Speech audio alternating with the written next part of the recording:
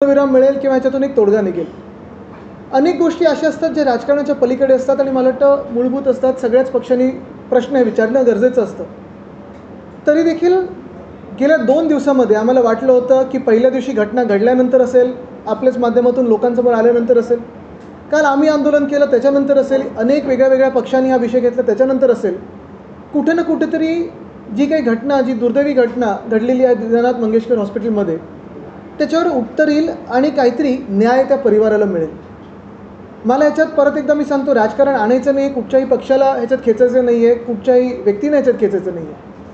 पण दुर्दैवाची गोष्ट अशी आहे की ज्या राज्यामध्ये भाजपचं एवढं मोठं ताकदीचं सरकार आहे, बहुमताचं सरकार आहे, त्याच राज्यामध्ये जर मुख्यमंत्री महोदय स्वतःच्या कार्यकर्त्यांना असेल, स्वतःच्या जवळच्या लोकांना असेल न्याय देऊ शकत नसतील, तर इतर नागरिकांनी करायचं तरी काय?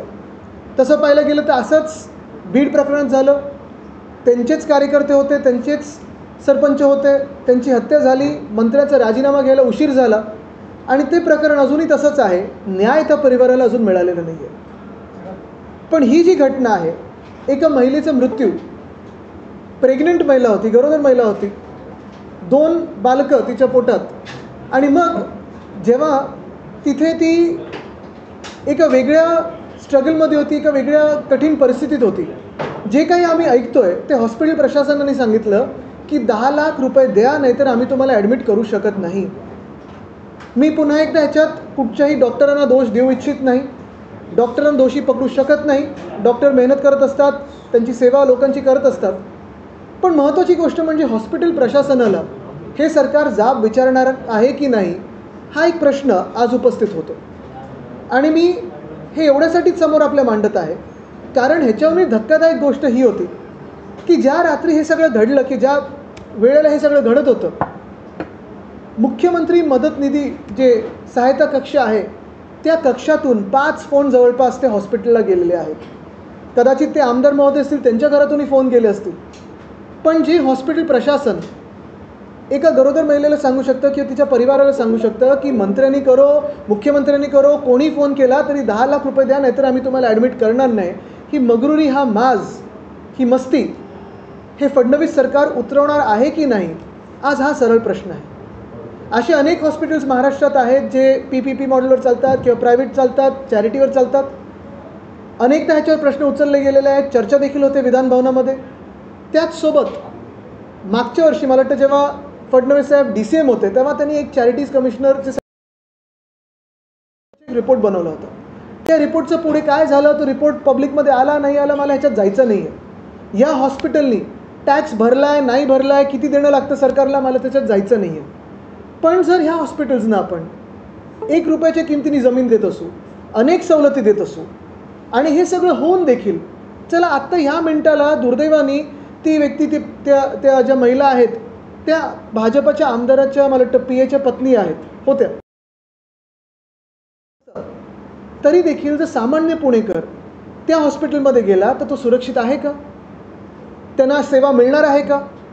आणि मला आठवतं की प्रशासनाने देखील याच्यावर थोडं लक्ष देणं गरजेचं आहे हॉस्पिटलच्या, आणि सरकारने देखील.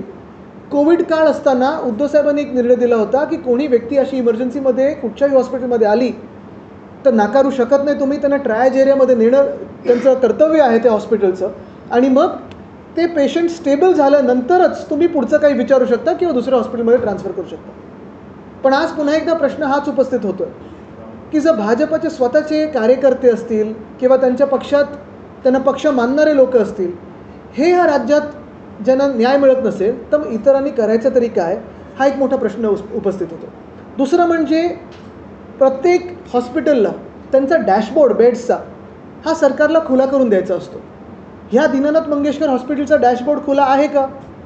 जर त्यांना असे व्यक्ती वाटत असतील की 10 लाख रुपये द्या, नाही तर मी तुम्हाला घेणार नाही, मग सरकारने देखील प्रश्न विचारले पाहिजे की तुमचे टॅक्स कुठचे बाकी आहेत का, तुमचं देणं काही लागतं का सरकारला, आणि कडक कारवाई ह्या हॉस्पिटल काय होणार आहे, सरकार हे हॉस्पिटल चालवायला घेणार का, हे देखील मला वाटतं महत्त्वाचे प्रश्न आज फडणवीस साहेबांनी उत्तर त्याचं दिलं पाहिजे. त्याचबरोबर याच हॉस्पिटलनं आता निर्णायक भूमिका घेत असं म्हटलेलं आहे की आम्ही आता इथून पुढं अनामत रक्कम न स्वीकारता पेशंटला ॲडमिट केलं जाईल. परंतु ज्या प्रकारे काल एखादा खून झाल्यानंतर तुम्ही ते हत्यारेकडून घेणार आहे का लिहून की आता पुढे खून करणार नाही तुम्ही? हा मृत्यू कोणामुळे झाला म्हणजे तुम्ही मान्य करता ना की तुम्ही रकमेसाठी थांबला होतात. आणि मग जेव्हा मुख्यमंत्री कार्यालयामधून स्वतः मुख्यमंत्र्यांच्या कार्यालयामधून आणि मदत कक्षामधून जेव्हा तुम्हाला 5-5 फोन येतात तेव्हा तुम्ही त्या पेशंटला मदत नाही करू शकत. खरं तर त्या फोनसाठी पण का तुम्हाला थांबायला पाहिजे? कोणीतरी पेशंट त्रासात आहे, इमर्जन्सी पेशंट आहे, तुम्हाला पेशंटची हिस्ट्री माहिती आहे, मेडिकल हिस्ट्री माहिती आहे, अशा पेशंटला तुम्ही नाकारू कसं शकता? आणि मग परत एकदा हा प्रश्न येतो ना की जर असे म्हणजे चला मी या महिलेला VIP पेशंट पण नाही म्हणत, पण असे कोण VIP फोन कॉल येत असतील आणि तरी देखील तुम्ही तुमची मस्ती दाखवणार असाल तर मग हे हॉस्पिटल सरकारने त्या ट्रस्टकडून घेऊन स्वतःकडे का नाही घ्यावं चालवायला? महापालिकेला का नाही द्यावं चालवायला? महापालिकेकडे अनेक पेशंट येतात असे जे इमर्जन्सीमध्ये असतात आणि महापालिकेचं कर्तव्य असतं किंवा राज्य सरकारचं कर्तव्य असतं आणि ते पालन करतात. मग ह्या हॉस्पिटलला का आता हे सुचलं नाही?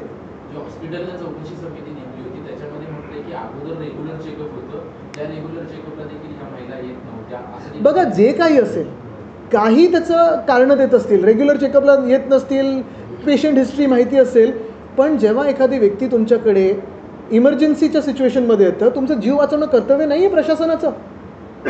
आणि म्हणूनच मी सांगतो ना की ही समिती नेमली कोणी होती? हॉस्पिटलनी. दोषी कोण आहे? हॉस्पिटल आहे.